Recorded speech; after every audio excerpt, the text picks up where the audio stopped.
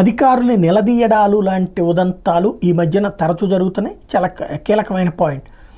తాజాగా సోమిరెడ్డి చంద్రమోహన్ రెడ్డి సోమశిల కండలేరు డ్యాములను పరిశీలించిన తర్వాత రావూరు మండల పరిధిలోని గెస్ట్ హౌస్లో ఎమ్మెల్యేలతో కలిసి అధికారులతో మంత్రులు నిమ్మల రామానాయుడు, పొంగూరు నారాయణ, ఆనంద రామనారాయణ రెడ్డి కూర్చుంటే వాళ్ళతో పాటు సోమిరెడ్డి చంద్రమోహన్ రెడ్డి కూడా కూర్చున్నారు. ఈ సందర్భంగా పలు అంశాలని సోమిరెడ్డి ప్రస్తావించారు. సోమశిల కండలేరు ప్రాజెక్టుతో పాటు సర్వేపల్లికి సంబంధించినటువంటి పలు అంశాలని మంత్రుల దృష్టికి తీసుకెళ్లారు సోమిరెడ్డి. ఈ సందర్భంగా ఇందులో ప్రధానమైనటువంటిది ఏంటంటే కండలేరు ఎడమకాలం ఎత్తిపోతల ప్రాజెక్టు పెండింగ్ కరెంటు బిల్లులు, సోమశిల దక్షిణ కాలం అటవీ అనుమతులు, డేగపూడి బండేపల్లి కాలువ పనులతో పాటు పలు అంశాల మీద నిమ్మల రామానాయుడికి వింతపత్రాలు ఇచ్చారు. రియల్ ఎస్టేట్ వ్యాపారుల కబ్జా నుంచి కాలువలు, కాలువ కట్టలు, కాలువ పోరంబోకులు కాపాడాలని కోరారు.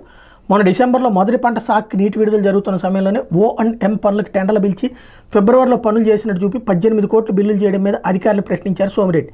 దీంతో సెంట్రల్ డివిజన్ ఎస్సీ కృష్ణమోహన్ నీళ్లు నమిలారు అన్నటువంటి పాయింట్ ఇక్కడ ప్రధానమైనటువంటిది. అక్టోబర్ నాటికి పూర్తి చేయాల్సిన పనులు నవంబర్లోనే నీటి విడుదల తర్వాత డిసెంబర్లో టెండర్ పిలవడం, కాలువ నిండా నీళ్లు పారుతున్న సమయంలో పూడికి తీశారని జనవరి నెలాఖరులో బిల్లులు పెట్టడం, 6 నెలల మెయింటెనెన్స్ గడువు ఉండగానే ఫిబ్రవరిలో బిల్లుల కోసం కోర్టును ఆశ్రయించడం ఏంటి అంటూ ఆయన నిలదీయడంతో ఎస్సీ ఇబ్బంది పడ్డారు.